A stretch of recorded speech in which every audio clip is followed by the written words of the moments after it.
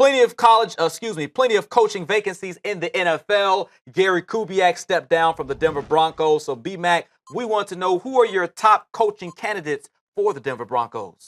Well, this is a real good team already assembled. Terrell Austin, the guy that coached me in Arizona, he's been a hot name on the coaching streets for quite some time. He could be a guy that gets an opportunity to be the new head coach for the Denver Broncos. Well-respected, defensive-minded coach. Vance Joseph for the defensive coordinator for the Miami Dolphins. He's another hot name. You look at what's going on defensively. This team is already well put together defensively. I would love to see Wade Phillips still be a part of this team as a DC. You look at Anthony Lynn, of course, Bills interim head coach, offensive-minded guy.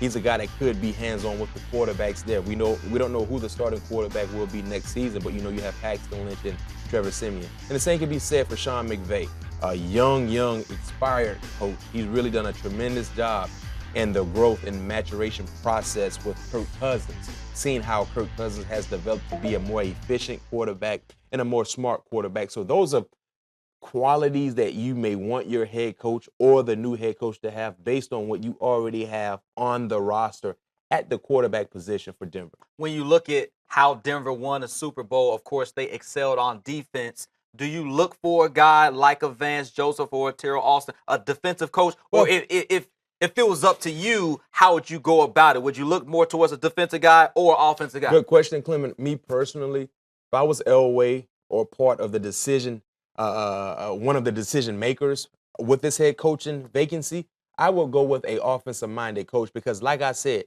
we just won a Super Bowl ring with Wade Phillips. Our defense was once again a top defense this past season with Wade Phillips.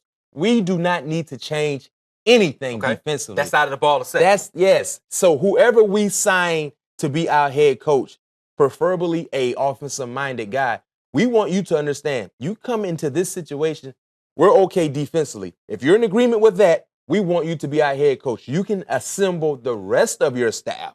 But defensively, our entire staff needs to be in play because the chemistry they already have there established. Yep. That's hard to really come around.